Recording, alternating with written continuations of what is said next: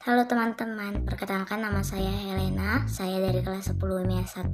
Hari ini saya akan memberikan penjelasan sedikit tentang masalah ekonomi. Seperti yang kita tahu sendiri, masalah ekonomi memiliki arti yaitu masalah yang timbul saat keinginan dan kebutuhan bertemu dengan sumber daya yang terbatas. Masalah ekonomi ini pasti akan selalu muncul dalam kehidupan kita sehari-hari.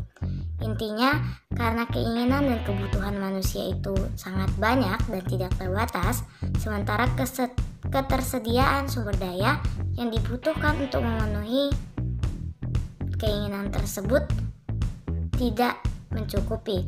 Inilah masalah pokok ekonomi yang sering sekali kita alami. Seperti yang sudah dijelaskan di awal juga, contoh yang lain yang dapat kita ambil adalah uang jajan bulanan yang selalu berkurang, juga termasuk contoh masalah ekonomi dalam kehidupan sehari-hari. Contoh lainnya adalah terbatasnya sumber daya alam untuk memenuhi kebutuhan masyarakat. Sebenarnya masalah ekonomi yang kita hadapi juga dirasakan oleh orang lain. Tidak hanya pada kita saja, ayah dan ibu kita juga di rumah pasti merasakan hal yang sama. Kita juga pasti pernah melihat maupun mendengar berita tentang kelangkaan beras yang ada di Indonesia misalnya. Beras kan jadi kebutuhan pokok dari sebagian besar masyarakat Indonesia. Jika kebutuhan pokoknya langka, kira-kira apa yang akan terjadi? Nah, kebutuhan masyarakat akan beras yang sangat banyak tidak seimbang dengan sumber daya yang dimiliki.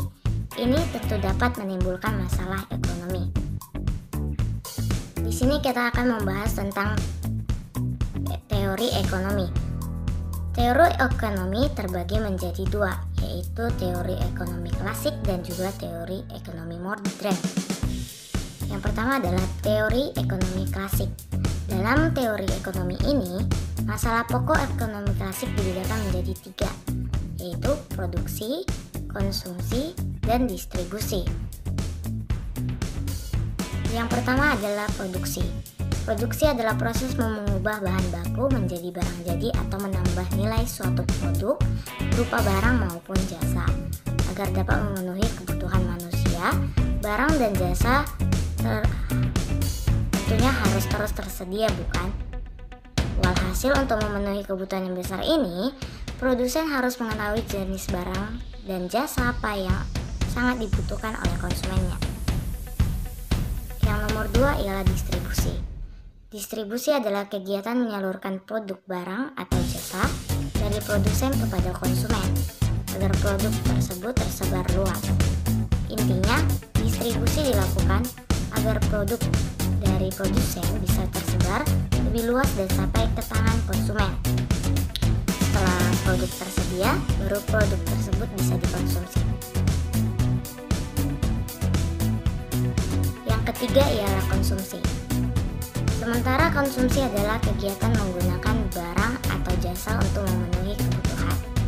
Tapi, ada masalah yang terkadang timbul saat proses konsumsi ini.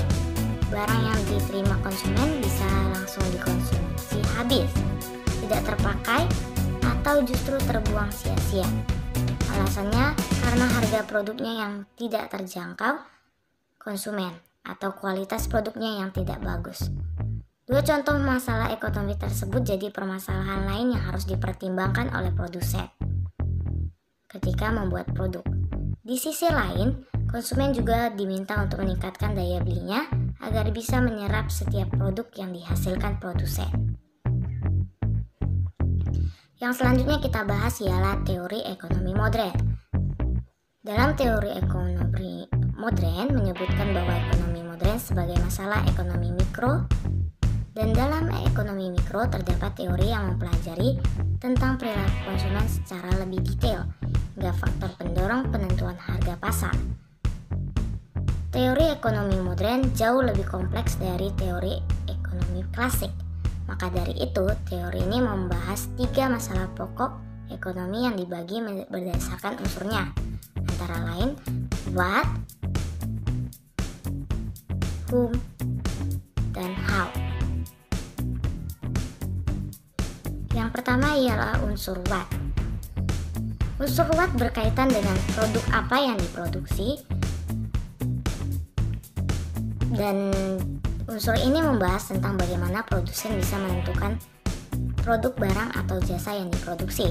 Setelah menentukan produk yang akan diproduksi, produsen juga akan diminta menentukan beberapa jumlah produk diproduksi.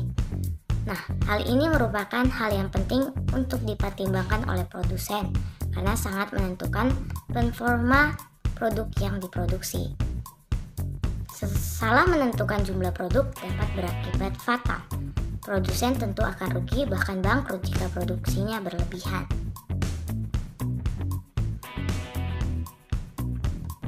Yang kedua kita bahas ialah how.